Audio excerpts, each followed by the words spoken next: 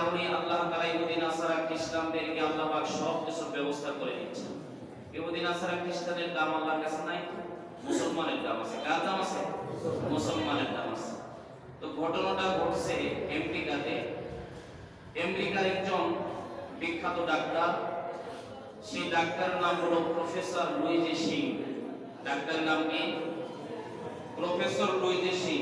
নাম শুনে আপনাদের কি মনে হচ্ছে? মুসলমান না হিন্দু নাকি খ্রিস্টান? খ্রিস্টান না? লুইজি সিং নামটাই তো মনে হচ্ছে। আমাদের তো অনেক মুসলমানের ঘরে সন্তানও আছে যাদের নাম শুনে টের পাওয়া যায় না হিন্দু না মুসলমান না খ্রিস্টান। গত কয়েকদিন আগে একজনের নাম শুনলাম টুকটুক। চিন্তা করে দেখছেন, নাম রাখছে কি? টুকটুক। মুসলমানের সন্তান। আল্লাহ কি কিয়ামতের ময়দানে এই টুকটুক নাম ধরে কি ডাকবে? আপনাদের বিশ্বাস হয়? আল্লাহ এই নাম ধরে কিন্তু ডাকবে না। তো প্রফেসর লুইজি সিং উনি fully open heart surgical doctor. এই ওপেন হার্ট সার্জারি কিন্তু বড় ধরনের একটা ব্যাধি। এই ব্যাধি যেন আল্লাহ তাআলা মানুষকে যেন না দেয়, সকলে বলি আমিন। পুরো বডিকে কেটে বিভাজন করে তারপর চিকিৎসা করা হয়।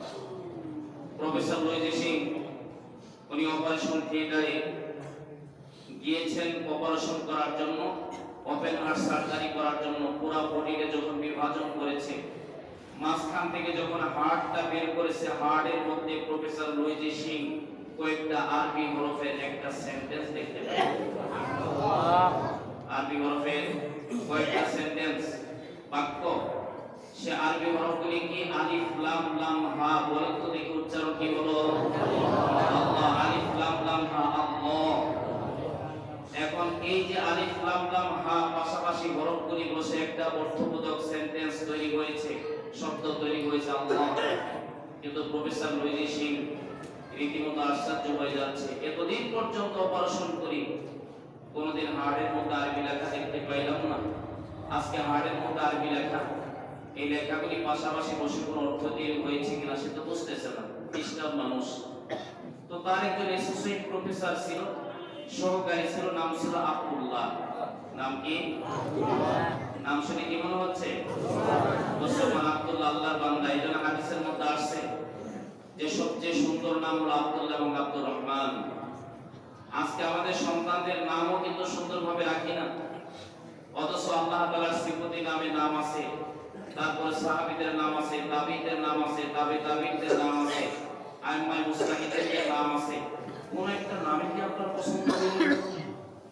আপনি খুঁজে বের করলেন টুকটুক, আপনি খুঁজে বের করলেন কলিন্স, আপনি খুঁজে বের করলেন সাইটোস, খুঁজে বের করলেন কি তাফাম্মুম, খুঁজে বের করলেন প্রকৃতি।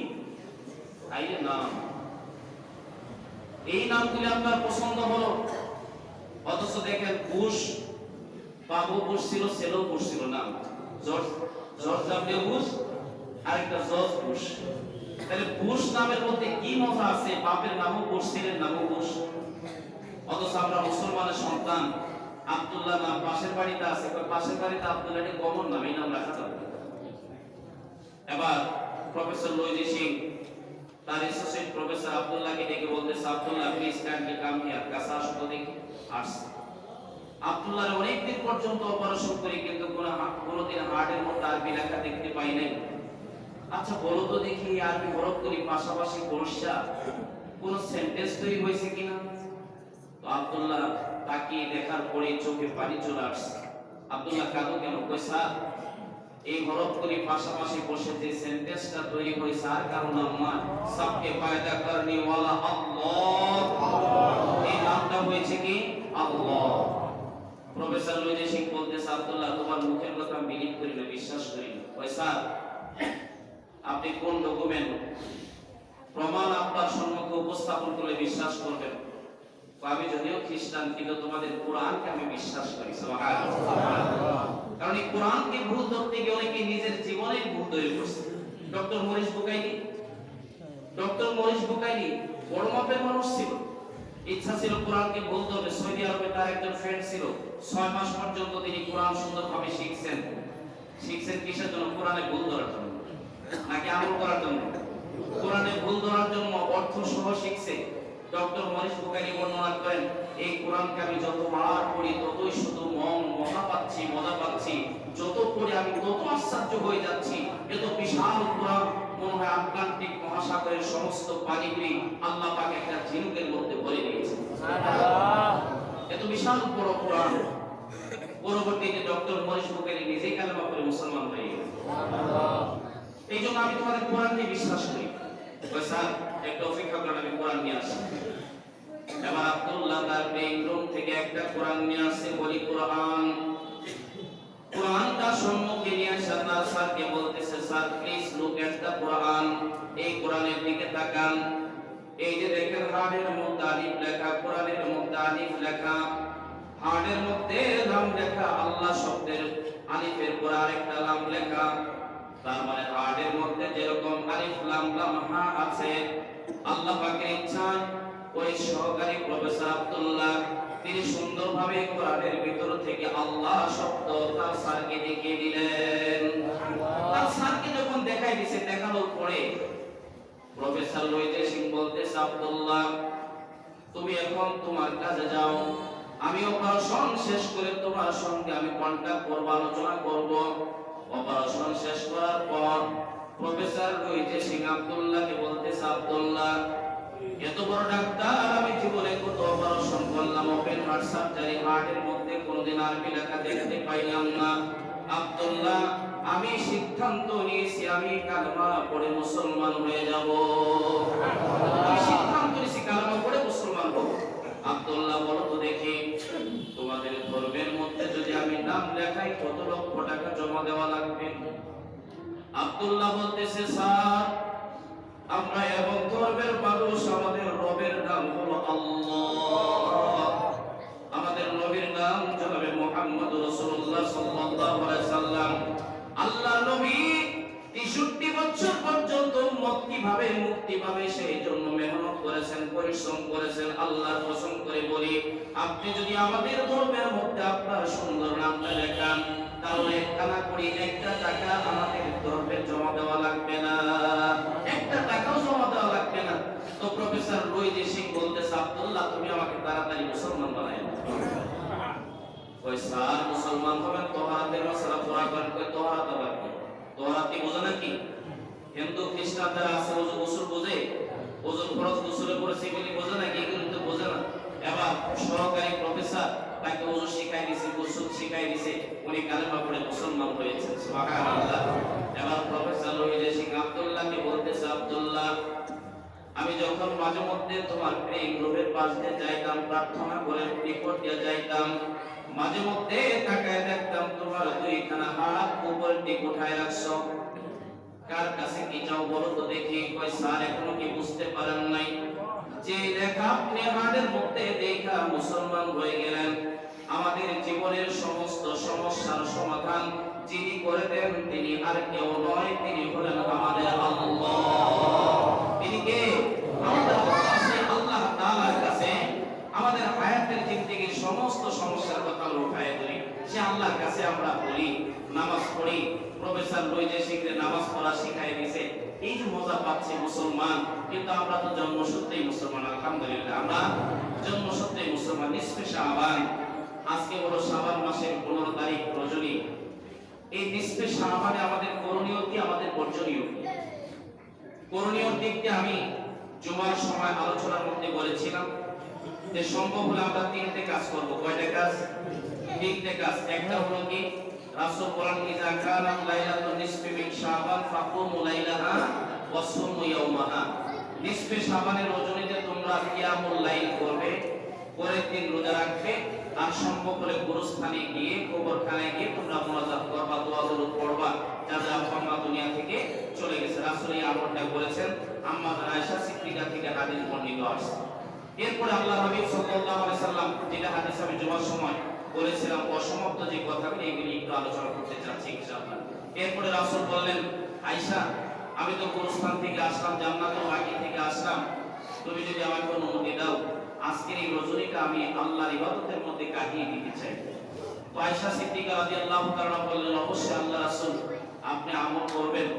তো এরপরে মুহাম্মদ সাল্লাল্লাহু আলাইহি সাল্লাম বললেন, আয়েশা তুমি তো জানো না জিবরাইল ফেরেশতা এসে আমাকে সংবাদ জানাইলেন, আজকের এই রজনীতে আল্লাহ তাবারক তাআলা অসংখ্য জাহান্নামীদেরকে আল্লাহ তাআলা মাফ করে দেন। সেটা কিরকম? যে মক্কার জমিনে বনু কালব গোত্রের যতগুলি ছাগল আছে, ওই ছাগলের লোমের সমপরিমাণ মানুষদেরকে আল্লাহ তাআলা মাফ করে দেন। এখন ছাগল বনু কালব গোত্র এমন একটা গোত্র ছিল যার ছাগল কম ছিল, তারও মনে করেন 2500 ছাগল ছিল। যার ছাগল কম ছিল তার উপরে কতটা ছাগল ছিল? 2500 ছাগল ছিল। একটা ছাগল যদি ছাগলের চামড়া গোদাম থেকে নিয়ে আসা আমার মসজিদের সামনে যদি আমার মুসল্লি ভাইদেরকে বলি যে সবাই মিলে গণনা করেন কয়টা লোম আছে, গণনা করা সম্ভব নয়। এরপর আল্লাহ হাবিব সাল্লাল্লাহু আলাইহি সাল্লাম বললেন যে আয়েশা, আজকের এই রজনীতে আল্লাহ তাআলা অনেকেই মাফ করে দিবে, কিন্তু কিছু সংখ্যক লোক আছে তাদেরকে আল্লাহ মাফ করবেন না। কিছু সংখ্যক লোক আছে তাদেরকে আল্লাহ মাফ করবেন। এক নম্বর হলো মুশরিক। মুশরিক কাকে বলে? যারা পূজা করে, ভক্তি পূজা করে, মূর্তি পূজা করে, সূর্য পূজা করে, তাদেরকে মুশরিক করে। আল্লাহর উপর কোনো ঈমান নাই, আল্লাহর উপর কোনো ভরসা নাই। আজকে বর্তমান সময় বেদাতে ভরপুর হয়ে গেছে কিনা বলেন? ওই যে আমাদের সভাপতি সাহেব কিছুক্ষণ আগে নামাজের আগে বলতেছিলেন যে কোথায় নাকি ওই মোমের বাতি জ্বালায় মাজারগুলিতে ব্যাপক ধরনের পূজা শুরু করে দিয়েছে। আর আমাদের বাংলাদেশে তো মনে করেন যে মাজার কিন্তু ব্যাপক আছে কিনা বলেন? মাজার ব্যাপক নাক দিয়ে কপাল দিয়ে সেজদা করে। আর ব্যাপক এই নাক আর কপালটা আল্লাহর জন্য খাস। গত কিছুদিন আগে আমি ভিডিও ফুটেজে দেখলাম এক ভণ্ড পীর, উনি নাম দিয়েছে, ওনার নাম হলো তালা বাবা। নাম কি দিয়েছে? তালা বাবা। ওনার শরীরে খালি তালা আর তালা, ডানে বাবা তার, সামনে তালা, পিছনে তালা, ছোট তালা, বড় তালা, ডিজিটাল তালা, অ্যানালগ তালা, সব তালা লাগাইছে। তালার ভরে সে ভালো করে হাইটেই যেতে পারে। চিন্তা করে দেখেন কত বড় পাগলের পাগল। আর চুলের তো জট গুলো করে বিশাল বড় বড়, মুছও বিশাল বড় বড়। আরে আল্লাহ হাবিব সাল্লাল্লাহু আলাইহি সাল্লামের দেখেন ডিসিপ্লিন, সুন্নাত কত সুন্দর। এক সাহাবীর চুলগুলি উস্কো খুস্কো ছিল। আল্লাহ নবী সম্মুখে বসলেন, রাসূল মুখের দিকে তাকাচ্ছেন না। সাহাবী বুঝতে পারলেন যে আমার মনে হয় চুলগুলি উস্কো খুস্কো। ওই সাহাবী ঘরের ভিতর গেলেন, সুন্দর করে পরিপাটি হলেন, চিরুনিতে মাথাটা আশ্রয়ের আল্লাহ নবীর সম্মুখে বসলেন। আল্লাহ রাসূল তাকে দেখে মুস্কি হেসে দিলেন। তাহলে একটা বোঝা গেল যে আত্মপুরুষ শাস্ত্রীয় ঈমান, পবিত্রতা ঈমানের অঙ্গ, পরিষ্কার পরিচ্ছন্নতা। অথচ তাদের চুলে জ্বর কখনোই জানেন? কমাস কম শয়তানের 70 বার প্রস্রাব করে তারপরে চুলে জ্বর। কারণ জ্বর কিন্তু এমনিতেই আসে না, মাথা তো আসলেই না। আইনি কি শরীরের গন্ধ, আরে গোসল নাই, ওযু নাই। আল্লাহ মাফ করুন, কেমনে যে এগুলি রুচিতে ধরে 5 ডিগ্রি পাঠার মতো গন্ধ করে শরীর থেকে। এরপরে 2-4 জন যদি আলোচনা করে এরকম সেরকম, আবার ওদের দলভুক্ত কিছু বলে, ভাই বলিস না, কার ভিতর কি আছে আপনি জানেন, ওর ভিতর কি আছে আমরা কি জানি না। এখন উপরের চুলে যদি এই অবস্থা হয়, আল্লাহ ভালো জানে, আল্লাহ ভালো জানে। এখন এই সমস্ত কার্যকলাপ কি করা যাবে? শিরক করা যাবে না। তো মুশরিক যিনি অগ্নি পূজা করে, মূর্তি পূজা করে, আল্লাহ রাসূল বলেন যে আল্লাহ তাআলা তাদেরকে maaf করবেন না। কিন্তু আমরা মুসলমানের সন্তান হয়েও আমরা অনেক সময় পূজার মতো কার্যকলাপ করে বসি। কারণ মুসলমানের সন্তান পূজার মণ্ডলে না গেলে মনে হয় পূজাই ভালোভাবে হয় না। আচ্ছা, পূজা যে করে, এই পূজা মূর্তি, মাটির মূর্তি, তার কি কোনো দাম আছে নাকি বলেন? সে হাত দিয়ে ধরতেও পারে না, চোখ দিয়ে দেখতেও পারে না, মনে হয় তাকাই হয়েছে আমার দিকে, আমাকে ধরবে। হাত তো কম না, 10টা হাত, মনে হয় আমাকে ধরবে, কিন্তু আসলে কি ধরতে পারবে নাকি? ধরতে পারবে না। চোখ দিয়েও দেখে না, হাত দিয়েও ধরতে পারে না, পা দিয়েও চলাফেরা করতে পারে না। একবার মিশরের জমিনে এক কুলি কাকে বলে? যিনি মাল লুট করে আনলোড করে। তো কুলি মুসলমান, উনি মিশরের রাস্তা দিয়ে হাঁটতেছেন, কাজ বাজ করার পরে বাজারে ঢুকবে। মনে করেন সারাদিনে 70 টাকা ইনকাম করছে। তো ওই মিশরের বাজারে এক জায়গায় গোশত পট্টি, আরেক জায়গায় মাছ পট্টি, আরেক জায়গায় তরকারি পট্টি। আমাদের তো সকাল বাজারও আছে, আছে না বলেন? মাছের ওখানে মাছ বিক্রি করে, গোশতের ওখানে গোশত বিক্রি করে, চাউলের ওখানে চাউল বিক্রি করে। ওই চাউল পট্টিতে যায়, মাছ পট্টিতে যায়, গোশত পট্টিতে যায়। এখন এই কুলি মুসলমান, তো উনি তরকারি পট্টিতে যাবে তরকারি কেনার জন্য। তো হঠাৎ করে ওই তরকারি পট্টিতে যখন ঢুকবে, ঢোকার আগে একটা মূর্তি ছিল, যেখানে হিন্দুরা মূর্তি বিক্রি করে, ওদের খোদা করে বিক্রি করে, আছে না, খোদা বিক্রি করে। তো এখন এই কুলি তো মুসলমান মনে করেন তাড়াহুড়া করে বাসায় চলে যান, তো দৌড় দিয়েছে রাস্তা দিয়ে, দৌড় দেওয়ার সময় হঠাৎ করে তাদের যে খোদা হয়েছে জায়গার মধ্যে নিয়ে বিক্রি করতেছে, তো এই মুসলমানের পা লাগে খোদা পা একটা বানিয়ে, মুসলমানের পা লাগে কার পা ভাঙছে? খোদা পা ভাঙছে। তাহলে দেখেন কেমন দুর্বল খোদা। মুসলমানের পা লাগে যখন এই খোদা পা ভাঙছে, এখন তো যিনি খোদা বিক্রি করার জন্য পাশে বসে রয়েছে খপ করে ধরছে, এদিকে তুই আমার খোদার পা ভাঙলি, জরিমানা দিয়ে যা। কই ভাই আমি ইচ্ছা করে তো তোমার খোদার পা ভাঙিনি, হঠাৎই লাগছে। তোমার খোদার পা যে তো দুর্বল আগে তো জানি না, না কোনো কথা নাই, শেষ পর্যন্ত ধরছে জরিমানা দেওয়াই লাগে। এখন তো মনে করেন বলো তো দেখি, কুলি মানুষ সারাদিন পরিশ্রম করছে, বাসায় ছেলে পেলা আছে, চাল কিনবে ডাল কিনবে, এই তোর খোদার দাম কত? আমার খোদার দাম 70 টাকা। খোদার দাম কত? কামাই করছে 70 টাকা। ওই ভাই দয়া করে মাফ করে দাও, সামনে থেকে আমি সাবধানে চলাফেরা করবো। কোনো মাপ নাই, শক্ত করে ধরছে। এখন ওনাদের দলবদ্ধ লোক আছে না, ওই দর্শককে কয়ে দেখছ না খোদার পা ভেঙে গেছে, ওই জরিমানা দিয়ে এবং জরিমানা 70 টাকা নিয়ে বলে। মুসলমান সেও ছিল চালাক, কুলি হলে কে চালাক। ওই ভাই তোমার খোদা তো বিক্রি করতেছো 70 টাকা, যেহেতু পা ভাঙিয়ে ফেলাইছে, তোমার খোদা এখন লেগা হয়েছে, তাহলে ওই খোদাটা আমার কাছে পড়াটাই নিয়ে কই নেগা তুই জরিমানা দিবি, খোদা দিবি, সমস্যা কি? এখন 70 টাকা দিয়েছে, খোদার পা ভাঙিয়ে, ওর ভিতরে একটা যন্ত্রণা আছে কিনা? সারাদিন কামাই করছে 70 টাকা, আর কোনো কথা নাই। পাশের থেকে রশি একটা দিয়া খোদার গলার মধ্যে লাগাইছে, রশি লাগাইয়া এখন মনে করেন যে রশি এইভাবে ধরছে, খোদা জ্বলতেছে, পা ভাঙা খোদা। আর পাশে ছিল একটা ঝাড়ু, ঝাড়ু দিয়ে খোদার টাস টাস করে বাড়ি। আচ্ছা বলেন তো দেখি, এই দৃশ্য যদি ওনারা দেখে তাদের কি সহ্য হয়? খোদার এমন করে যদি পিটা, সহ্য তো হয় না। এমন করে পিটাস কে?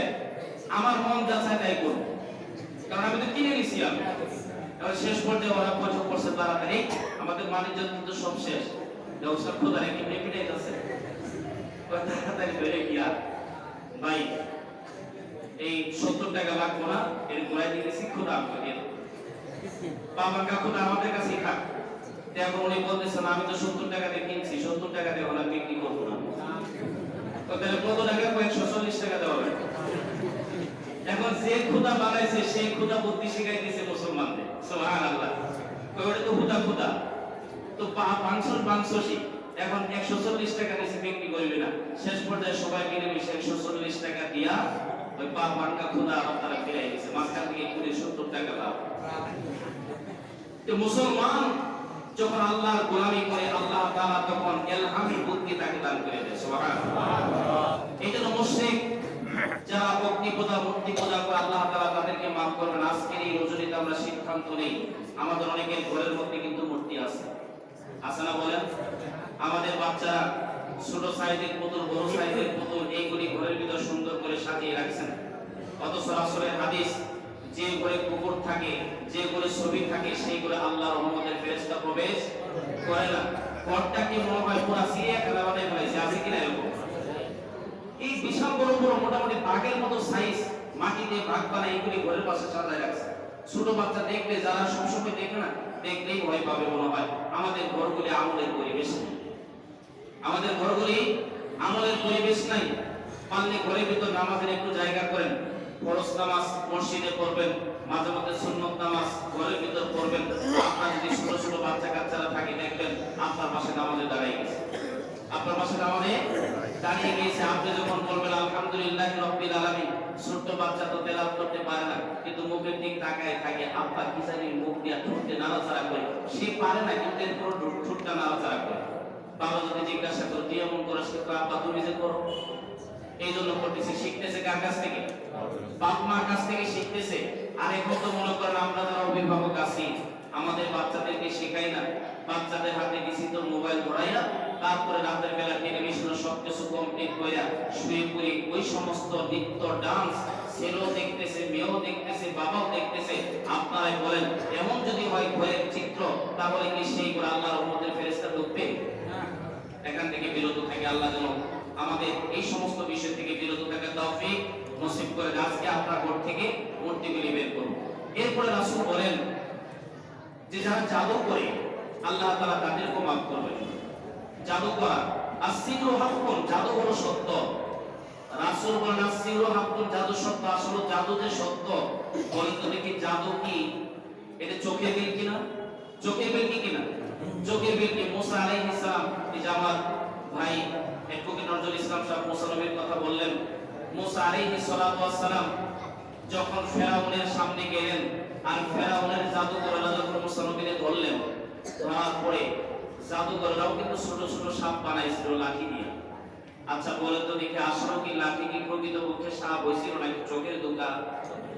চোখের দোকায় মিউজিক জাদু শেখার জন্য, এই জাদু শেখার জন্য অনেকে টাকা পয়সা পর্যন্ত ব্যয় করে, কিন্তু রাসূল বলেন যে জাদু করা যাবে না, জাদু সম্পূর্ণ হারাম। মুসা আলাইহিস সালাম ভয় পেয়ে গেলেন যে সাপ তো আসতেছে চোখের সামনে, না জানি ঠুকুর দেয় কিনা। আল্লাহ তাআলার কাছে বলতেছে, আল্লাহ অবস্থা তো বড় খারাপ। আমার আল্লাহ বলতেছে, পয়গম্বর মুসা ভয় পাও না, আমি আল্লাহ আছি। সুবহানাল্লাহ। আল্লাহ তাআলা পয়গম্বর মুসার অভিভাবক, আমি আল্লাহ আছি এবং তোমার হাতে যে লাঠি আছে লাঠিটা ছেড়ে দাও।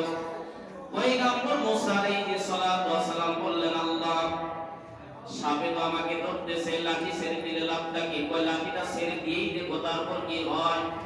লাঠি যখন ছেড়ে দিয়েছে, ছেড়ে দেবার সঙ্গে সঙ্গে আল্লাহ পাকের ইচ্ছায় ওই লাঠিটা বিশাল বড় একটা অজগর সাপে পরিণত হয়ে গেছে। বিশাল বড় সাপ। আর এই সাপ যখন হা করছে, হা করার সাথে সাথে ওই যে ফেরাউনের জাদুকর যারা ছোট বড় মাঝারি সাপ জাদু করে দেখাইছিল, সব সাপরে একদম খাই ফেলেছে। সুবহানাল্লাহ। পায়ে গেছে ভয় যে না জানি মুসা নবীর সাপ বড় হয়েছে, ঠিক আছে আমাদের সাপগুলিরা দাওয়া দিতে পারে, কিন্তু একদম খেয়েই ফেলেছে, অবস্থা বড় খারাপ। তবে জাদুকরদের ভিতর থেকে একটু চালাক করছে, তারা ভাবতো যে মুসা তো সত্যি আল্লাহর পয়গম্বর, কারণ আল্লাহর নবীদেরকে আল্লাহ পাক তিনটি করে জিনিস সমান ভাগে দান করেছেন। কয়টা?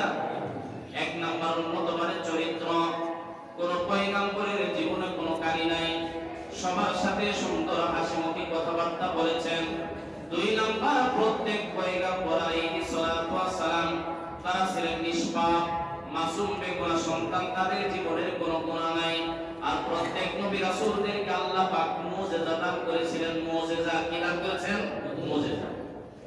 সাপ যখন লাঠি যখন ছেড়ে দিয়েছে, বিশাল বড় সাপ হয়েছে, এবার ওই সাপগুলি খেয়ে ফেলছে। জাদুকরেরা কয়েকজন আছে আগে প্রিপারেশন নিয়ে গেছে যে যদি আপদ বিপদ বেশি দেখি তাহলে মুসা নবীর ওখানে গিয়ে আর কোনো কথা নাই, লা ইলাহা ইল্লাল্লাহ মুসা কালিমুল্লাহ, লা ইলাহা ইল্লাল্লাহ।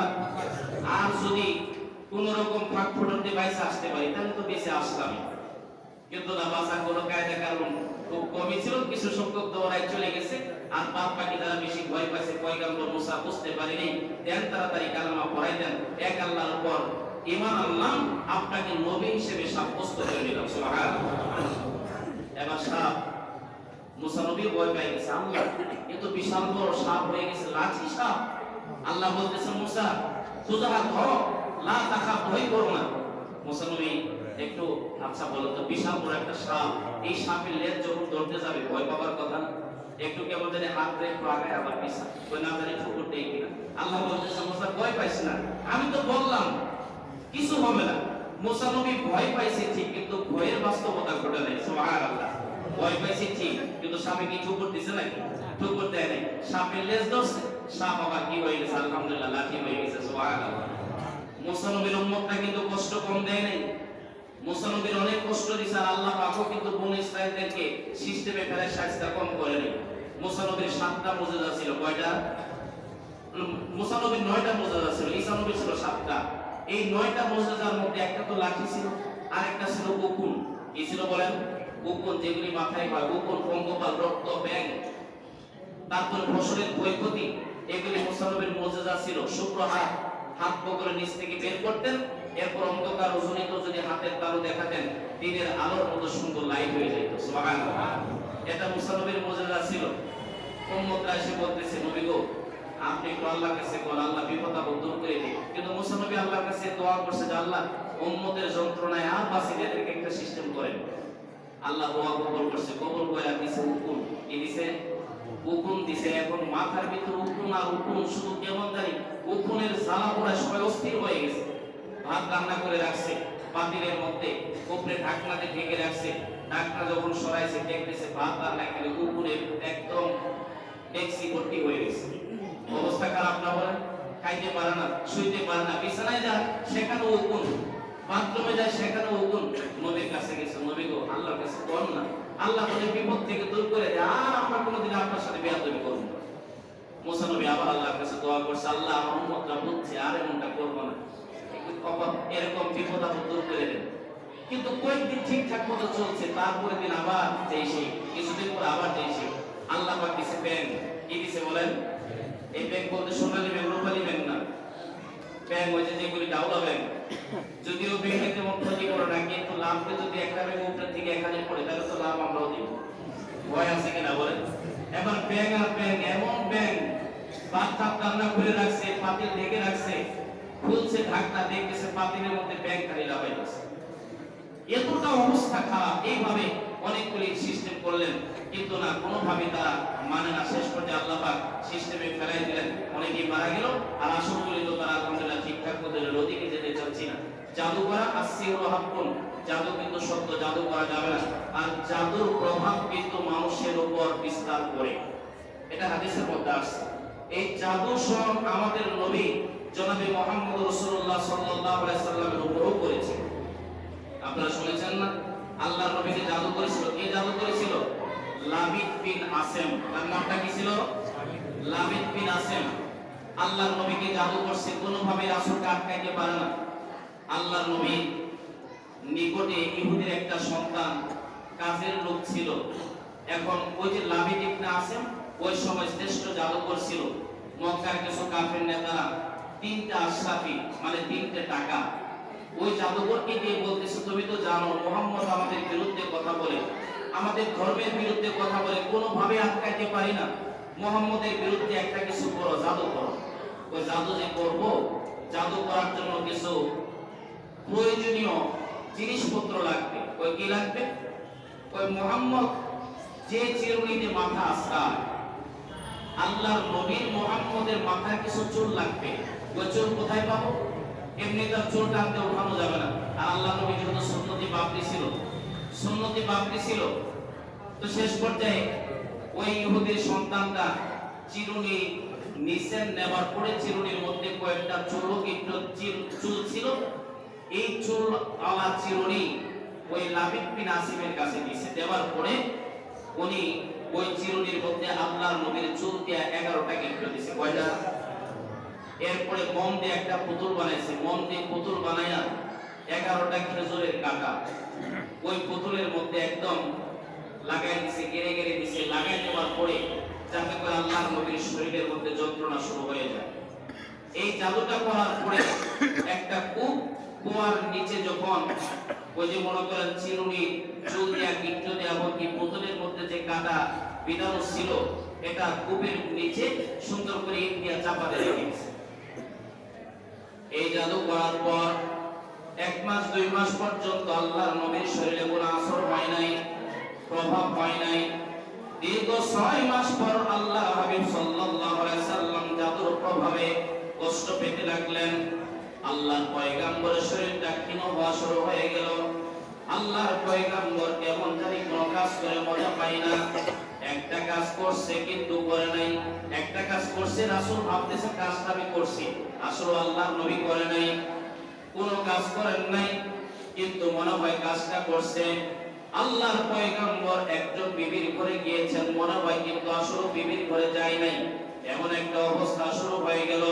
কিন্তু নবী মুহাম্মদ রাসূলুল্লাহ সাল্লাল্লাহু আলাইহি সাল্লাম ব্যক্তিগত জীবনে সামান্য কিছু কাজ করবেন এমন প্রভাব দেখা দিল, কিন্তু আল্লাহর কালাম যখন তেলাওয়াত করে বিন্দু পরিমাণ কোনো সমস্যা হয় না, বিন্দু পরিমাণ কোনো সমস্যা হয় না।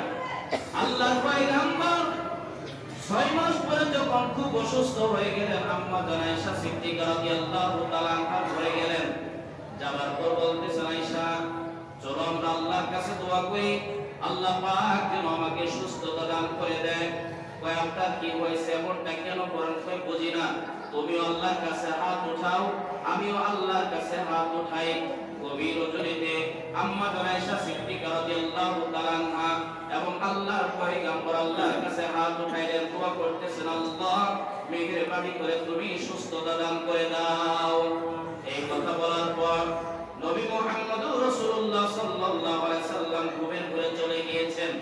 আল্লাহ পাক ঘুমের ঘরে স্বপ্ন যোগে আল্লাহর পয়গম্বরের মাথার কাছে একজন ফেরেশতা এবং পায়ের কাছে একজন ফেরেশতা দাঁড় করিয়ে দিলেন। সুবহানাল্লাহ, দাঁড় করিয়ে দিলেন। আল্লাহর পয়গম্বর তো ঘুমে, আসলে ঘুম কিন্তু স্বপ্ন, এটা তো সত্য। স্বপ্নের মধ্যে, ঘুমের মধ্যে কিন্তু স্বপ্ন হয়, এটাও সত্য কথা। এবার দুইজন ফেরেশতা একজন আরেকজনকে বলতেছে, লোকটা কি হয়েছে, এই লোকটা কি হয়েছে? আপনার তাফসীর খুঁজে দেখেন, এটা বানোয়ার কোনো কাহিনী নয়। তাফসীরুল কোরআনের মধ্যে, তাফসীরে ইবনে কাসিরের মধ্যে, তাফসীরে মারিফুল কোরআনের মধ্যে এমন কোন তাফসীর নাই যে ঘটনা উল্লেখ না আছে। এবার দুইজন ফেরেশতা একজন আরেকজনের সঙ্গে আলোচনা করে, লোকটার কি হয়েছে? একজন ফেরেশতা বলতেছে, এই লোকটাকে জাদু করা হয়েছে। কোথায় জাদু করা হয়েছে, কি দিয়া জাদু করছে? দুই ফেরেশতা আলোচনা করে আল্লাহর নবী এগুলি শুনতেছেন। আল্লাহর নবী শুনতেছেন। লাবিক বিন আসেম, এই লোকটা চিরুনির মধ্যে তার কিছু চুল ছিল, এই চুল দিয়া চিরুনির মধ্যে 11টা গিফট দিছে, আর একটা মূর্তি বানাইছে মোম দিয়া, পুতুল বানাইছে। ওই মোমের মধ্যে একটা নয়, দুইটা নয়, 7টা খেজুরের কাঁটা লাগাই দিছে, যার কারণে তার শরীরের মধ্যে সীমাহীন কষ্ট হয়, যন্ত্রণা হয়। কয় তাহলে ভালো হবে কেমনে? কয় কুয়ার পাশে যাইতে হবে। কোন কুয়া? অমুক জায়গার কুয়া। কুয়ার ঠিকানা সহ আল্লাহ পাকের ফেরেশতা স্বপ্ন যোগে আল্লাহর নবীর কানে শোনায়া দেয়। আল্লাহর পয়গম্বর স্বপ্ন যোগেই ফেরেশতারা বলে দিলেন, ওই কুয়ার পাশে গিয়া কুয়ার পানি সেচন কইরা চিরুনি উঠাবে, ওই কাঁটাগুলি চিরুনি উঠাবে, কাঁটাগুলি তো লাগানো আছে, হাত দিয়েও খুলতে হবে না। এই লোকটা যদি পড়ে, কুল আউযু বিরাব্বিল ফালাক মিন শাররি মা খালাক ওয়া মিন শাররি গাসিকিন ইযা ওয়াকাব ওয়া মিন শাররিন নাফাসাতি ফিল উকাদ ওয়া মিন শাররি হাসিদিন ইযা হাসাদ, কুল আউযু বিরাব্বিন নাস মালিকিন নাস ইলাহিন নাস মিন শাররিল ওয়াসওয়াসিল খান্নাস আল্লাযী ইউওয়াসওয়িসু ফি সুদুরিন নাস মিনাল জিন্নাতি ওয়ান নাস। এই সূরা ফালাক আর নাসের মধ্যে 11টা আয়াত আছে। কয়টা? 11টা আয়াত আছে। আল্লাহর নবীর চুল দিয়া গিফট দিয়েছে কয়টা? কাঁটা বিগাইছে কয়টা? 11টা। ওই দুইজন ফেরেশতা বলতেছেন, এই লোকটা ওইখানে যাবার পর ওই যে চিরুনির পাশে দাঁড়াইয়া, পুতুলের পাশে দাঁড়াইয়া সূরা ইখলাস আর ফালাক, সূরা ফালাক এবং নাস পড়বে, এক একটা আয়াত তেলাওয়াত করবে, এক একটা গিফট খুলে যাবে, পুতুল থেকে কাঁটাটা খুলে পড়ে যাবে। আল্লাহর পয়গম্বর ঘুম থেকে জাগ্রত হইলেন, আয়েশাকে ডেকে বলতেছেন, আয়েশা রে, আল্লাহ পাক চিকিৎসার ব্যবস্থা আমাকে ঘুমের মধ্যে করে দিয়েছেন। সুবহানাল্লাহ। কই কি ব্যবস্থা করে দিলেন? আমি ঘুমাইছিলাম, আমাকে বলে জাদু করছে। কই জাদু কোন জায়গায়? অমুক জায়গায় কুয়ার মধ্যে। কই চলেন তো যাই। কই আমার আলীকে পাঠাই দেই। আলী কোথায়? আসো। আলীকে বললেন, জুবাইরকে বললেন, আরো কয়েকজন সাহাবীদেরকে বললেন। এবার তাদেরকে আগে পাঠালেন। এরপরে আল্লাহর পয়গম্বর সুস্থ শরীর নিয়ে তিনিও সেখানে উপস্থিত হলেন। পানি সেচন করলেন, কুয়ার নিচ থেকে ওই সরঞ্জাম করে বের করলেন। আল্লাহর পয়গম্বর সূরা ফালাক পড়তেছেন, সূরা নাস পড়তেছেন। 11টা আয়াত তেলাওয়াত করার সঙ্গে সঙ্গে চিরুনির ভিতর থেকে চুলের 11টা গিফট খুলে গেল, আর পুতুল থেকে এমনি অটোমেটিকলি 11টি কাঁটা খুলে খুলে পড়ে গেল। আল্লাহর পয়গম্বর বলতেছেন সাহাবীদেরকে, ওগো আমার সাহাবীরা, এই আমলটা করার সঙ্গে সঙ্গে আমার কাছে মনে হলো কে জানি আমার শরীরটা শিকল দিয়ে বেঁধে রেখেছিল। আমলটা করার সঙ্গে সঙ্গে মনে হলো আমার শরীর থেকে শিকলটা খুলে ফেলে গেল, আমার শরীর থেকে শিকলটা খুলে ফেলে গেল। এই জন্য যদি কোনো ব্যক্তি ফজরকে বাদ আর মাগরিবকে বাদ 3 মর্তাবা সে সূরা ইখলাস, 3 মর্তাবা সে সূরা ফালাক এবং 3 বার সূরা নাস পড়ে হাতের মধ্যে ফুদিয়া শরীরে মাসি করে দেয়, আর রাতের বেলা যখন ঘুম আসবে তখন একবার একবার করে, তাহলে আল্লাহ তাআলা কঠিন কঠিন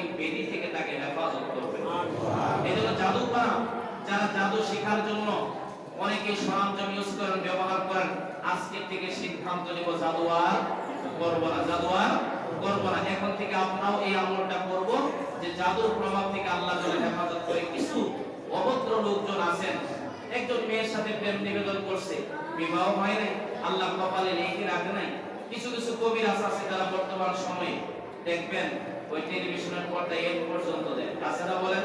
তাদের কাছে গিয়া কুকুরি কালাম দিয়া কিছু টাকা পয়সার বিনিময়ে বিবাহ দিছে, আটকায়। বিবাহ কি করছে? আটকায় দিছে। এটা নিঃসন্দেহে বড় ধরনের একটা অপরাধ। এই সমস্ত অপরাধ করা যাবে না। আর আমাদের বর্তমান সময় কিন্তু তাবিজ কবজ ব্যবহারের প্রবণতা আছে কিনা বলেন? তাবিজ কবজ ব্যবহার কিন্তু সবার জন্য করাটা শরীয়ত সম্মত নয়। আহলুস সুন্নাত ওয়াল জামাতের প্রসিদ্ধ অভিমত অনুযায়ী যাদের ঈমান, আমল, আকীদা কম আছে তারা যেন তাবিজ কবজ ব্যবহার না করে। কারণ তারা তাবিজ একটা শরীরের মধ্যে ঝুলাই বলে কি জানেন? টেনশনের কোনো কারণ নাই, চিন্তার কোনো কারণ নাই, ভয়ের কোনো কারণ নাই। আমার সঙ্গে তাবিজ আছে, আমার সঙ্গে কি আছে? আচ্ছা, আমার সঙ্গে আল্লাহ আছে এই কথা না বইলা কেউ যদি বলে আমার সঙ্গে তাবিজ আছে, তাহলে কি তার ঈমান থাকবে? ঈমান থাকবে না, ঈমান কিন্তু ভেঙে চলে যাবে। এই জন্য তাবিজ কবজ এইগুলি প্রত্যেক লোকের জন্য ব্যবহার করা শরীয়ত সম্মত নয়। আমার অনেকেই লোকজন আছে 100 টাকা, 200 টাকা, 500 টাকার বিনিময়ে দেখবেন লম্বা জুব্বা একটা পয়রা, লম্বা সরা দাঁড়িয়ে আছে।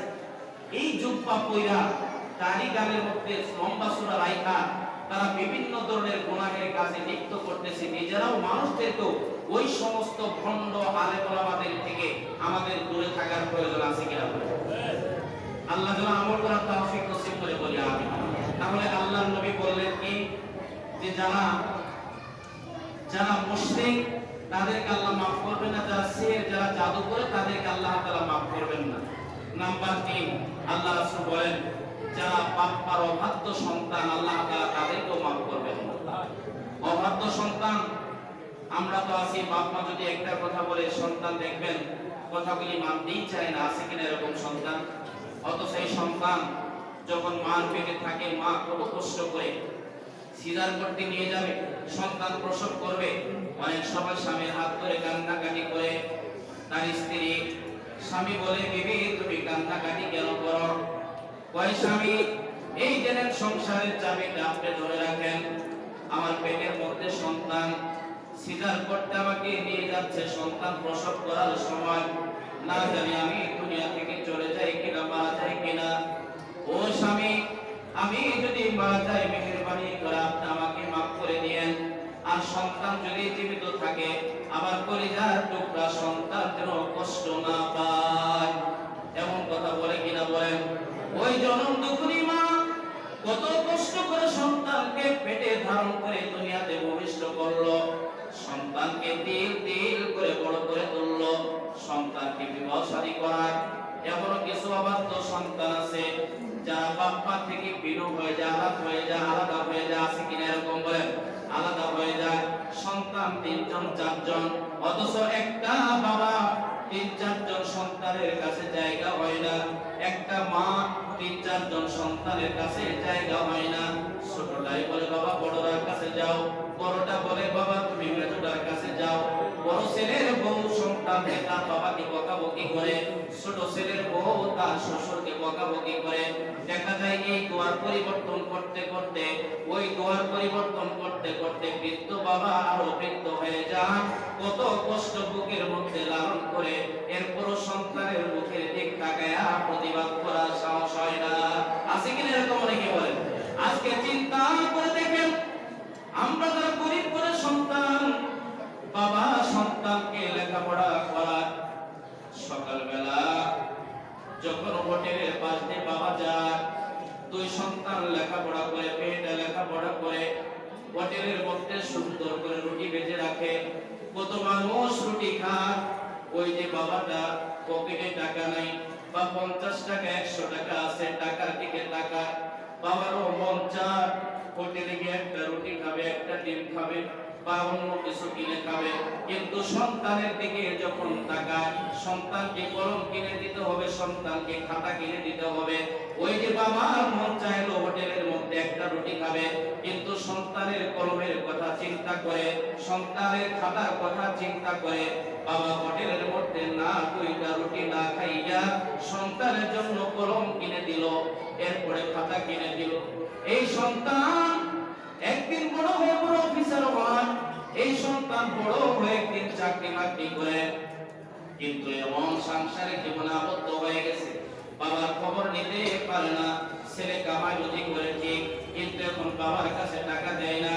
এখনো বাবা যদি বৃদ্ধ বয়সে চার দোকানে সম্পদ দিক দিয়া যায়, রুটির দোকানের সামনে দিক দিয়া যায়, চা খাইতে বাবার মনে চায়, রুটি খাইতে বাবার মনে চায়, বাবার তো অনেক কিছু খাইতে মনে চায়।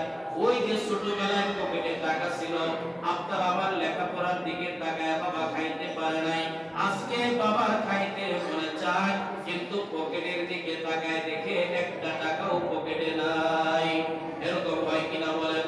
এই জন্য আপনারা যারা সন্তান আছেন, আল্লাহর রাস্তে দোহাই লাগে, মেহেরবানি করে বৃদ্ধ বাবা যাদের ঘরে আছে মনে করবেন গনিমত, মা যাদের ঘরে আছে মনে করবেন গনিমত। পারলে প্রতিদিন 20-50 100 টাকা বাবার কাছে দিবেন। ও বাবা, এই যে 20 টাকা নেও, পারলে 20 টাকাতে তুমি চা খাওয়া, বাবারে 50 টাকা তোমার পকেটের মধ্যে রেখে দাও, যখন একটু মন চায় কিছু কিনে খাওয়া। আমরাও মাঝে মধ্যে দেখছি মা সন্তানের জন্য কত কষ্ট করেছে। আমরা যারা মাদ্রাসা লেখাপড়া করি, এই যে মাদ্রাসার অনেকগুলি তরবিয়তের ছাত্ররা আছে, জিজ্ঞাসা করলে বুঝতে পারবে।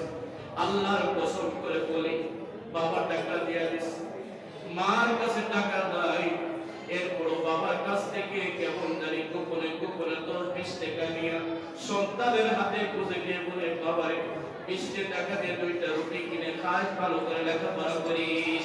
গোপনে কিন্তু মা দিয়া দেন। ওই মা সন্তানকে যখন বিবাহ শাদী করায়, সন্তানের ঘরে তার বউ কিন্তু সাথে আছে, বাবা মা এক করে, সন্তান তার শ্বশুর শাশুড়িকে দাওয়াত দেয়, কিন্তু বাবা পাশের ঘরে থাকে, সন্তানের ঘরের দিক তাকায় থাকে, মা ঘরের দিকে তাকায় থাকে। বৃদ্ধ বাবা বলে, বিবি রে, সন্তানের ঘরের দিকে কেন তাকায় তাকায় কান্নাকাটি করস? ও স্বামী, আজকে আমার বিয়াই বেন ঘরে আসবে, সন্তানের ঘরে ভালো মন্দ রান্না বান্না করেছে, আমি এই জন্য তাকিয়ে আছি, আমার আদরের সন্তান আমাকে ডাক দেয় কিনা, আমার আদরের সন্তান আমাকে ডাক দেয় কিনা, এই জন্য অপেক্ষায় আছে। কিন্তু এমনও নিষ্ঠুর সন্তান আছে যারা তার বিবিকে সঙ্গে নিয়ে, শ্বশুর শাশুড়িকে সঙ্গে নিয়ে ভালো মন্দ খাবার খায়, কিন্তু ওই মাকে বাবাকে একটা বারের জন্য ডাক দেয় না। আজ থেকে আল্লাহর কাছে তওবা করেন যে আল্লাহ, যতদিন তুমি আমাকে দুনিয়াতে বাঁচায় রাখবা, আমার বাবা জীবিত আছে, বাবার জন্য খেদমত করতে পারি, নিজের সন্তানের জন্য প্রতিদিন 500 টাকা ব্যয় করেন, পারলে বাবার জন্য 100-200 টাকা ব্যয় করার প্রয়োজন আছে কিনা বলেন?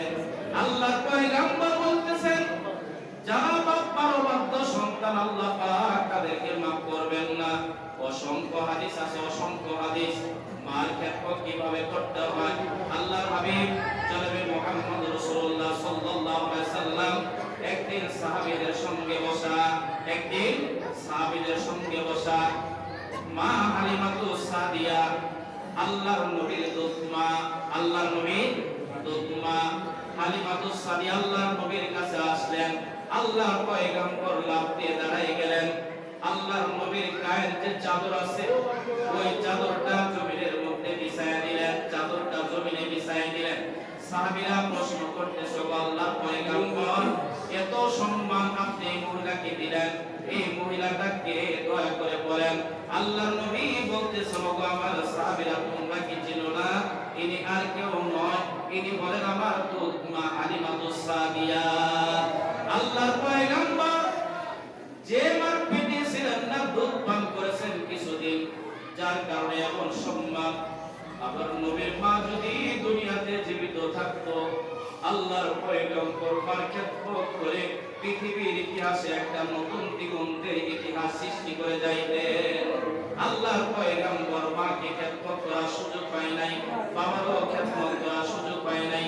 এই জন্য রাসূল বলেন, ও সন্তানরা, তোমরা যদি তোমাদের আব্বা আম্মার মুখের দিকে, মার মুখের দিকে নেক নজরে একটা বার তাকাও, আল্লাহ পাক একটা কবুল হজের নেকি তোমাদেরকে দান করে দিবেন। আল্লাহ পাক একটা কবুল হজের নেকি দান করবেন। এক সাহাবী প্রশ্ন করলেন, ও আল্লাহর পয়গম্বর, আমি যদি দৈনিক 100 বার তাকাই, রাসূল বলেন 100 কবুল হজের নেকি আল্লাহ তোমাকে দান করে দিবে। সুবহানাল্লাহ।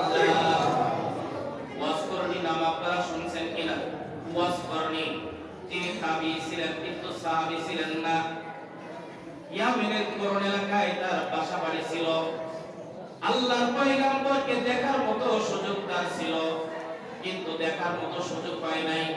চিঠি লিখছেন আল্লাহর পয়গম্বরের কাছে, ও আল্লাহর নবী, মনে বড় আশা হয় আমি আপনার সঙ্গে মোলাকাত করব, আর সাহাবী হবার সৌভাগ্যবান সুবর্ণ সুযোগ আমি গ্রহণ করব।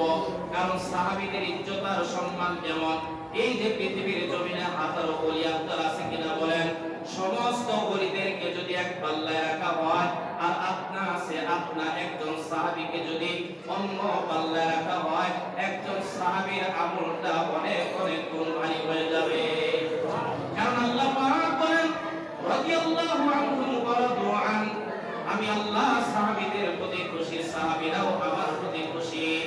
কিন্তু সাহাবী হওয়ার সৌভাগ্য অর্জন ছিল তার, ভাগ্যে ছিল, চেষ্টা করেছে, কিন্তু আল্লাহর নবীর কাছে চিঠি যখন লেখছে, ও আল্লাহর পয়গম্বর, মন চায় আমি আপনার সঙ্গে দেখা করব, কিন্তু আমার বাড়িতে বৃদ্ধ মা আছে, এই মার খেদমত আমাকে করতে হয়। মাকে মনে হয় আমি একটা জায়গার মধ্যে নিয়ে থাকি, বৃদ্ধ মা একা একা হাঁটতে পারে না, চলতে পারে না, পায়খানা প্রস্রাব পর্যন্ত করতে পারে না।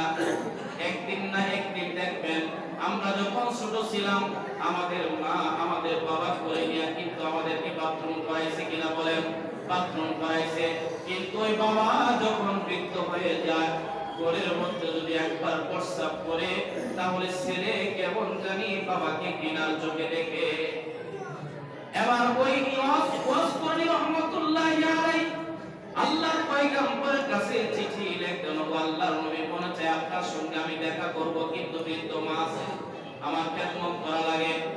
নবী মুহাম্মদ রাসূলুল্লাহ সাল্লাল্লাহু আলাইহি সাল্লাম বললেন, ওয়াসকুরনি, আমার কাছে তোমাকে আসতে হবে না, আমি নবী তোমাকে নির্দেশ প্রদান করে দিলাম, তুমি তোমার মার খেদমতি করতে থাকো। সুবহানাল্লাহ। আমার কাছে আসা লাগবে না। কিছুদিন পর আল্লাহর পয়গম্বর দুনিয়া থেকে চলে গেলেন, ইন্তেকাল করলেন। ইন্তেকালের আগ মুহূর্তে হযরত ওমর ফারুক রাদিয়াল্লাহু তাআলা আনহুকে বললেন, ওমর, ইয়ামেন থেকে মদিনাতে সফর করবে ওয়াসকুরনি নামে একটা লোক আছে, ওই লোকটা যদি তুমি মদিনাতে পেয়ে যাও, তাহলে আমার পক্ষ থেকে তাকে সালাম জানাবা, আর বলবা সে যেন আমার উম্মতের জন্য দোয়া করে, কারণ তার দোয়া আল্লাহ পাক উম্মতের জন্য কবুল করে নেবেন। ওমর ফারুক রাদিয়াল্লাহু তাআলা আনহু এই মেসেজটা পাওয়ার পর অনেকদিন পর্যন্ত মদিনার মধ্যে যে সমস্ত লোকগুলি আছে তাদেরকে দেখেন, জিজ্ঞাসা করেন আপনার নাম কি, কিন্তু ওয়াসকুরনি বলে কেউ পরিচয় দেয় না। একদিন হঠাৎ করে পেয়ে গেলেন, আর বলতেছেন আপনার নাম কি? আমার নাম আব্দুল্লাহ। কই বুঝলাম তো, সবাই আব্দুল্লাহ, আসল নামটা বলেন। বাবার নাম ওয়াসকুরনি। এই কথাটা শোনার সঙ্গে সঙ্গে ওমর ফারুক রাদিয়াল্লাহু তাআলা আনহু তাকে অভিনন্দন জানাইলেন, আর আল্লাহর নবীর পক্ষ থেকে সালামটা শোনায় দিলেন, আর বললেন, আপনাকে আল্লাহর পয়গম্বর সালাম দিয়া বলছেন আপনি যেন আল্লাহর নবীর উম্মতের জন্য দোয়া করেন, কারণ আপনার দোয়া আল্লাহ পাক উম্মতের জন্য কবুল করে নেবেন। দেখেন তো, চিন্তা করে, মার সঙ্গে সুন্দর আচরণ করার কারণে যদিও সাহাবী হয় নাই, কিন্তু আল্লাহর পয়গম্বর এত ইজ্জত আর সম্মান করেছেন, ঠিক সাহাবীদের মতো সম্মান আল্লাহর নবী দেখিয়েছেন। আবার যদি বাপ মা কেউ খেদমত না করে, তার কিন্তু নানান ধরনের ঘটনা আছে। কিতাবুল মুফরাদ, আদাবুল মুফরাদ নামে একটা কিতাব আছে। কিতাবের নাম কি? আদাবুল মুফরাদ। লিখছেন ইমাম বুখারী রাহমাতুল্লাহি আলাইহি। ইমাম বুখারী রাহমাতুল্লাহি আলাইহি কিতাবটা লিখছেন আদাবুল মুফরাদ। এক লোক ছিল জুরাইস, নাম ছিল কি বলেন? জুরাইস। জুরাইস উনি ব্যাপকভাবে আল্লাহর ইবাদত করে, বন্দেগী করে, বিবাহ শাদী করে নাই। ওই এমন জায়গায় ইবাদত বন্দেগী করে, একটা ঘর বানায় নিছে, ঘরের মধ্যে ইবাদত করে বন্দেগী করে। মা যখন তার কাছে খাবার তুলে নিয়ে যায়, আর মা যখন ডাকে, মা ডাকাডাকি করে, লাগবে না সমস্যা, মা ডাকাডাকি করে, কিন্তু সন্তান মার ডাকে সাড়া দেয় না, ইবাদতটাকে প্রাধান্য দেয়। মার ডাকে সাড়া দেয় না, ইবাদতটাকে প্রাধান্য দেয়। এইভাবে একদিন, দুই দিন, তিন দিন চলে যাবার পর আবার যখন ডাকাডাকি করলেন, প্রাধান্য দেয় না। একদিন হঠাৎ করে মা যখন বলে ফেলল, আমার ডাকতে শুনিস না, আল্লাহ যেন কোন পতিতা পল্লীর নারীর মুখ না দেখাইয়া তোর মৃত্যুবরণ না দেয়। আল্লাহ যেন তোর পতিতা পল্লীর নারীর মুখ দেখাইয়া তারপরে যেন মৃত্যু দেয়। এমন বদদোয়া যখন করে ফেলছে মনের অজান্তেই, কিছুদিন পর ওই যে জুরাইস যে আশ্রমে বসবাস করে, যেখানে ইবাদত বন্দেগী করে, পাশেই ছিল একটা রাখাল। ওই রাখাল একটা নারীর সঙ্গে অপকর্ম করে বসেছে, নারীর পেটে সন্তান চলে আসছে। এবার রাখাল বলতেছে, এখন কি করা যায়? কই কি করব? কই চলো, আমরা যদি অপকর্ম করেছি, কিন্তু অপকর্মের তীরটা আমরা জুরাইসের দিকে ছুড়ে দেব। কথা কি বুঝতে পেরেছেন? যদিও আমরা অপকর্ম করেছি, কিন্তু তীরটা ছুড়ে দেব কোন দিকে? জুরাইসের দিকে। এলাকার সমস্ত মানুষদেরকে বলা বলে শুরু করে দিলেন যে জুরাইস এমন ধরনের একটা খারাপ কাম করছে, এটা কল্পনা করতে পারি না। বাদশা যখন সংবাদটা শুনছে, বাদশা এলাকার লোকদেরকে নির্দেশ দিয়েছেন, যাও যাও যাও, জুরাইসের আশ্রমটা তোমরা হাতর কুড়াল দিয়ে ভেঙে দাও।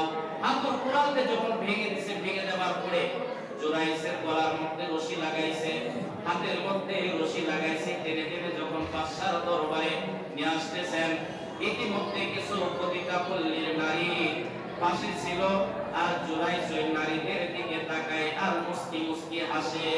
নারীদের দিকে তাকায় আর মুস্কি মুস্কি হাসে। বাদশার কাছে যখন চলে গেছে, চলে যাওয়ার পরে বাদশা বলতেছে, জুরাইস তুমি এমন ধরনের অপকর্ম করতে পারলা? কয় না, আমি তো এরকম অপকর্ম করি নাই। কয় এই যে মহিলা যিনি বাচ্চা প্রসব করেছে, সে বলতেছে এই বাচ্চার বাবা নাকি তুমি। তো জুরাইস বলতেছে, তাহলে কাজ করেন। কি কাজ? ওই বাচ্চাকে আমার সামনে উপস্থিত করা হোক, মা সহ। এবার মাকে সহ, বাচ্চাকে সহ যখন উপস্থিত করছে, করার পর জুরাইস রাহমাতুল্লাহি আলাইহি তার মাকে বলতেছে, ও মা, ও বোন, তুমি বলো আমি কি তোমার সঙ্গে অপকর্ম করেছি কিনা? কোনো কথাবার্তা বলে না।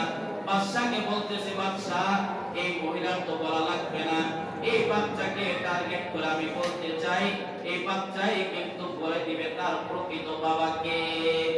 বাচ্চা বলে দিবে তার প্রকৃত বাবাকে। বাচ্চা বলতেছে, জুরাইস তুমি কি পাগল হয়ে গেল নাকি? বাচ্চা কি কথা বলতে পারে নাকি? আল্লাহ যদি চাই বাচ্চাও কথা বলতে পারবে, আল্লাহ যদি চায় এই বাচ্চাও কথা বলতে পারবে। এবার জুরাইস কিন্তু ভাবতেছে কি করা যায়। ইতিমধ্যে আল্লাহ রাব্বুল আলামিন কেমন জানি কানে কানে বলে দেয়, ও জুরাইস টেনশন করিস না, তুই যদিও তোর মার কথা একটু অমান্য করেছিস, মা ডেকেছে তুই শুনস নাই, এই জন্য মা তোকে বদদুয়া দিয়েছে, কিন্তু আমার ইবাদত বন্দেগী গোলামি করেছস, তোর মার দোয়া আমি কবুল করেছি, আর তুই যে আমার কাছে দোয়া করতেছিস, তোর দোয়াটাও আমি আল্লাহ প্রত্যাখ্যান করব না, আমি আল্লাহ প্রত্যাখ্যান করব না। এই কথা কইলা যখন বাচ্চাকে বলছে, বাচ্চা বল তোর প্রকৃত বাবা কে?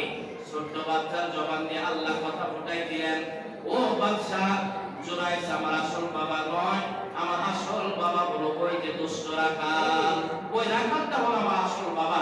তো শেষ পর্যায়ে বাদশা অনুতপ্ত হয়ে বলতেছে, জুরাইস আমরা আবার ঘরটা ওইদিকে কি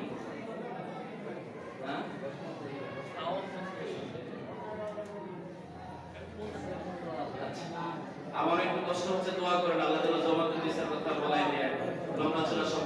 তো যাই হোক, এখন জুরাইস রাহমাতুল্লাহি আলাইহি যখন এই বাচ্চাটাকে টার্গেট করে বলতেছেন যে বলো তোমার প্রকৃত বাবাকে, আল্লাহ পাকের ইচ্ছা যখন বলে দিয়েছে, বলে দেওয়ার পরে পরবর্তীতে বলতেছে, তাহলে আমরা এই ঘরটা সুন্দর করে বানিয়ে দিই, কয় না আগে যেমন ছিল এমনই থাকুক।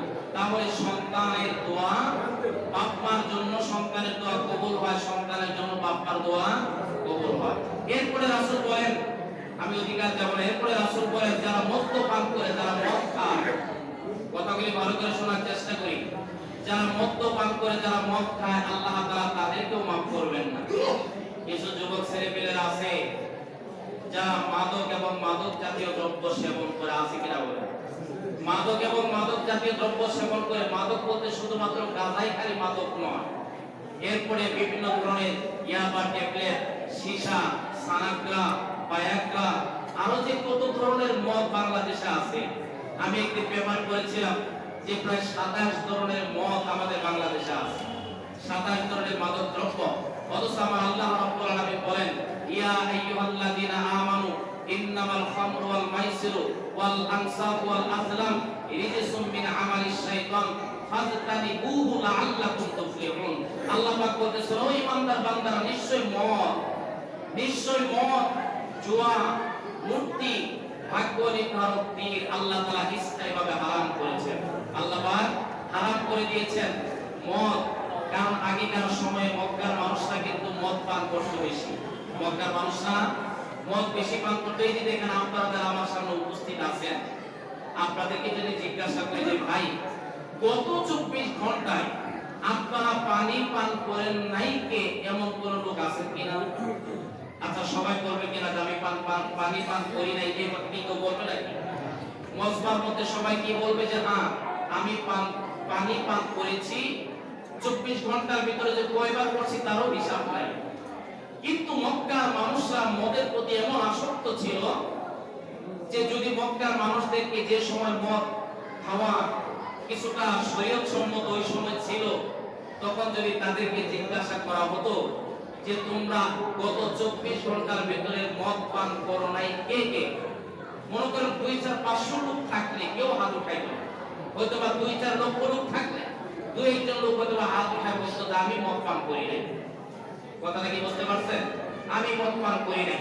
এখন কুল্লু মাসকারিন হারাম, প্রত্যেক নেশা জাতীয় দ্রব্য কিন্তু হারাম, প্রত্যেক নেশা জাতীয় দ্রব্য হারাম। কিন্তু আবার এখানে একটা কথা না বললে না হয়, অনেকেই বিড়ি সিগারেট খায়, কিন্তু অনেকে হারাম বলে সাব্যস্ত করে।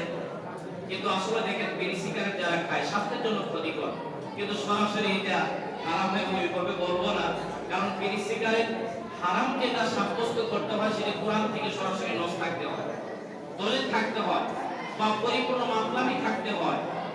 এখন এই জন্য আমি ওদিকে যাবো না, কিন্তু মাকরুহে তাহরিমি বলা হয়েছে, মাকরুহে তাহরিমি। এই জন্য যেহেতু বিড়ি সিগারেট স্বাস্থ্যের জন্য ক্ষতিকর, পারলে সিদ্ধান্ত নেন যে বিড়ি সিগারেট আর খাবো না।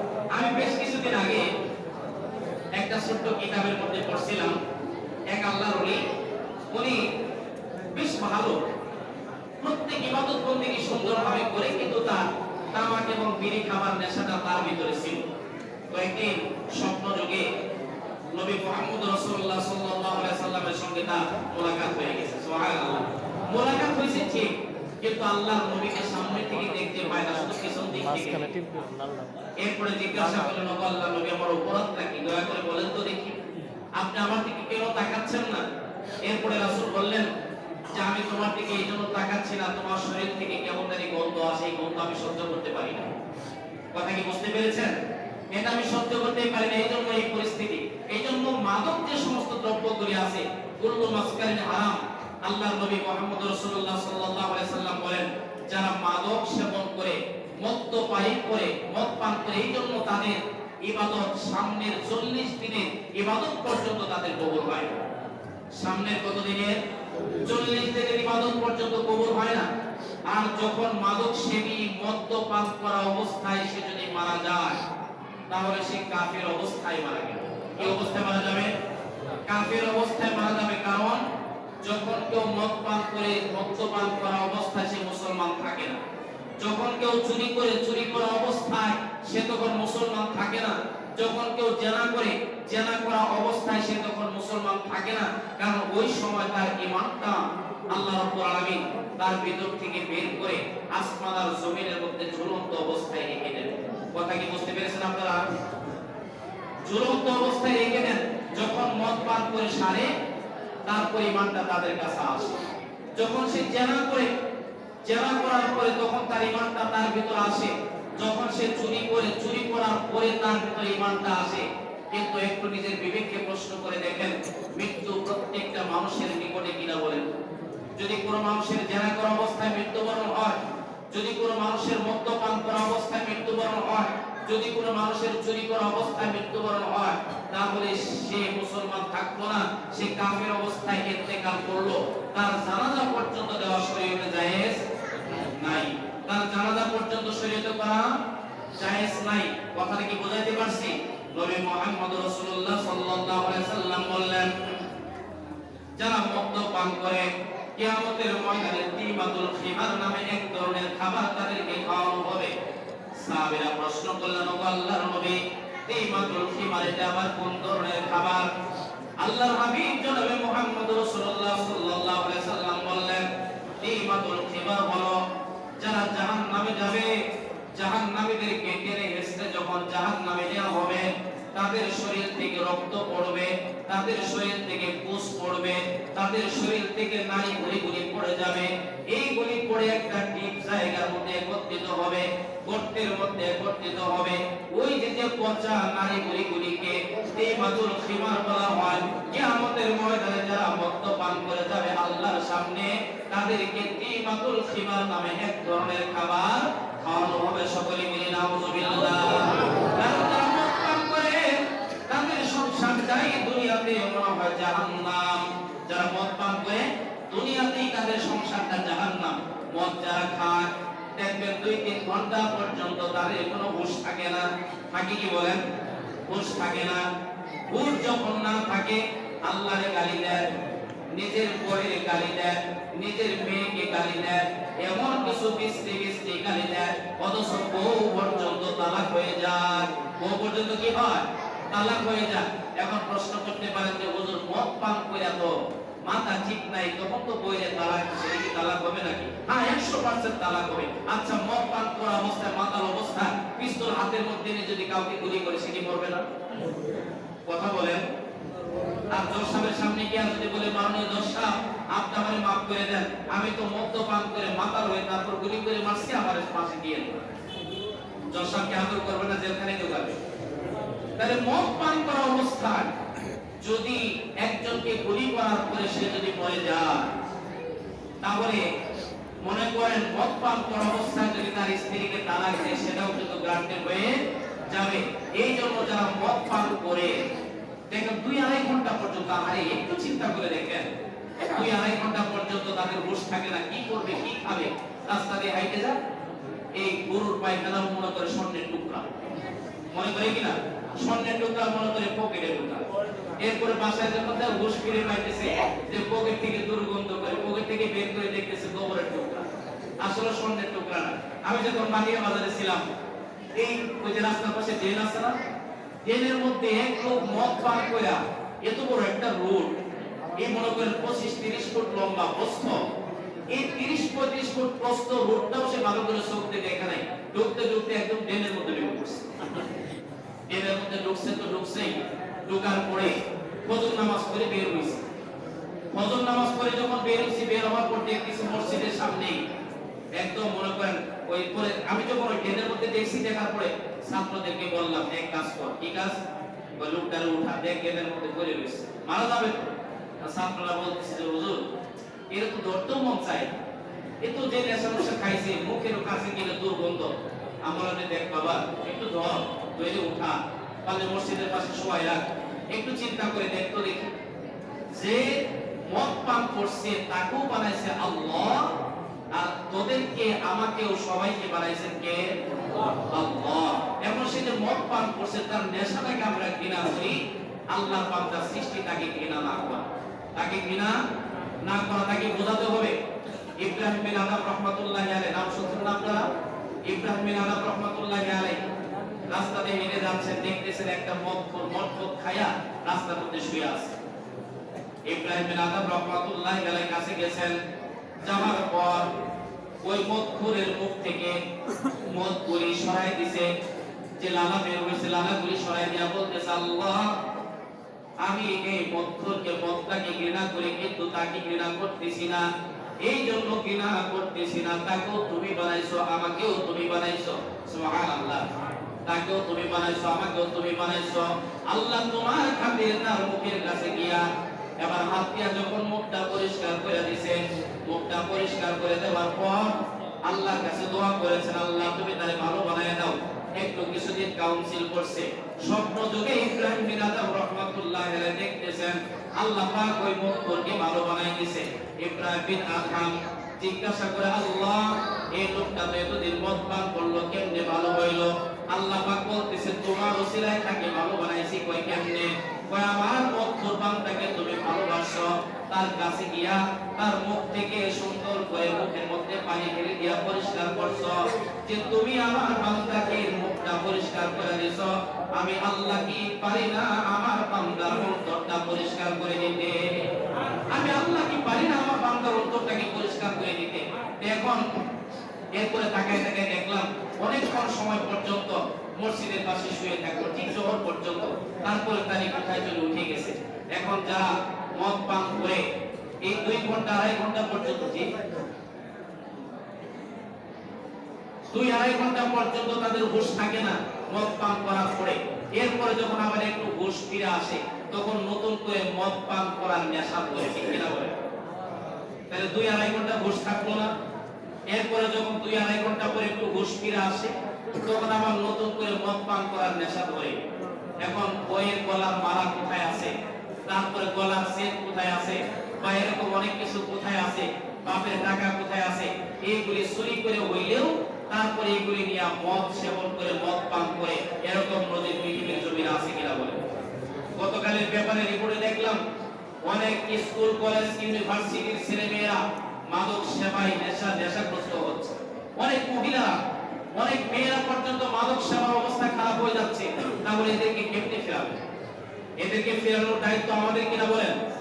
আমাদের। এই জন্য আমাদের সমাজে যারা মাদক সেবন করে আজকে থেকে সিদ্ধান্ত নেন যে তাদেরকে বাড়িতে বাড়িতে গিয়ে বোঝান, আর বলেন যে সাবধান, আবার যদি দেখি তুমি সামনে মদ পান করেছো, তাহলে কিন্তু শরীয়তের বিচার করা হবে, আমরা তোমাকে শাস্তি দেব। তোমাদের বাড়িঘর উৎখাত করে, বাচ্চা বাড়িঘরটা উৎখাত করে দিলেন, কিন্তু যে জায়গায় যাবো ওখানে তো মদ পান করবে। ওখানে কি পরিবেশ নষ্ট করবে না? নষ্ট করবে। এই জন্য আপনারা যারা ভালো আছেন, আপনারা ওই সমস্ত মদ্যপায়ী ব্যক্তিদেরকে কাছে ডাকতে নেন, তাদেরকে আদর দেন, ভালোবাসা দেন। মদ পান যখন নেশা উঠে, তাদেরকে পারলে একটু ভালো জায়গায় ঘুরতে নিয়ে যান। ছেলে মেয়েরা কার সাথে সময় দেয়, আমার ছেলের কয়টা বন্ধু আছে, বন্ধুদেরকে পারলে বাসায় একদিন ডাক দেই। ডাক দেওয়ার ফলে বন্ধুদের দিক খেয়াল করি, চুলের দিক তাকাই, ঠোঁটের দিক তাকাই, মুখের দিক তাকাই, একদম বিশেষ করে পায়ের পাতা থেকে মাথা পর্যন্ত অবজারভেশন করেন। যদি সন্দেহ লাগে যে আমার ছেলের বন্ধুগুলি ভালো না, তাহলে তাদের থেকে পৃথক করে দেন। তাদের থেকে কি করে দেন? পৃথক করে দেন। কারণ পরবর্তী পর্যায়ে এমন সময় আসবে, এই ছেলের কারণে আপনার মান ইজ্জত সব কিছু কিন্তু নষ্ট হয়ে যাবে। আল্লাহ তাআলা যেন সকলকে আমল করার তৌফিক নসিব করে দেন। সকলেই বলি আমিন। ওয়া আখিরু দাওয়ানা আলহামদুলিল্লাহি রাব্বিল আলামিন। আরেকটা হচ্ছে কি, ওই শুনেন, এর মধ্যে আরো কয়েকটা কথা রাসূল বলছেন। রাসূল বলেন